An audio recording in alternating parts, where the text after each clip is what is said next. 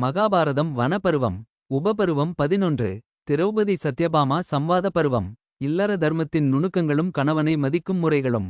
கிருஷ்ணரும் அவரது மனைவி சத்யபாமாவும் பாண்டவர்களைக் காண மீண்டும் ஒருமுறை காட்டிற்கு வந்தனர். கிருஷ்ணர் தர்மபுத்திரருடன் பேசிக் கொண்டிருக்கும் போது திரௌபதியும் சத்யபாமாவும் தனியாக அமர்ந்து உரையாடினர். சத்யபாமா திரௌபதியிடம் ஒரு வியப்பான கேள்வியை கேட்டாள். திரௌபதி, உனது 5 கணவர்களும் மாவீரர்கள், மிகுந்த பலசாலிகள். அவர்கள் உன் மீது இத்தனை அன்பு செலுத்துவது எப்படி? நீ என்ன மந்திரம் அல்லது வசிய மருந்து வைத்திருக்கிறாய்? எனக்கும் அதை கற்றுக்கொடு, நான் கிருஷ்ணரை இன்னும் வசப்படுத்த விரும்புகிறேன் என்றாள். திரௌபதி சிரித்துக்கொண்டே பதில் சொன்னாள். சத்யபாமா, மந்திரிப்பதும் வசியம் செய்வதும் மாபெரும் பாவம். அது கணவன் மனைவி அன்பை சிதைத்துவிடும்.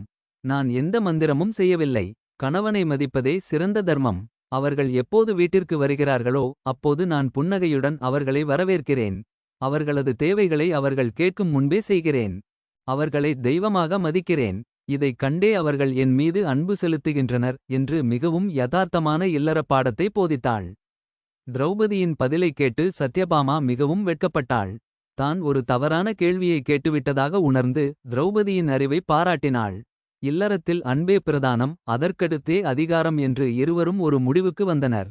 கிருஷ்ணர் பாண்டவர்களிடம் விடைபெற்று சென்றார். வனவாசம் 12ஆம் ஆண்டை நெருங்கிக் கொண்டிருந்தது. அடுத்த உபபருவத்தில் கோஷயாத்திரை பருவம் மற்றும் துரியோதனனின் அவமானகரமான தோல்வி பற்றி விரிவாக காண்போம்.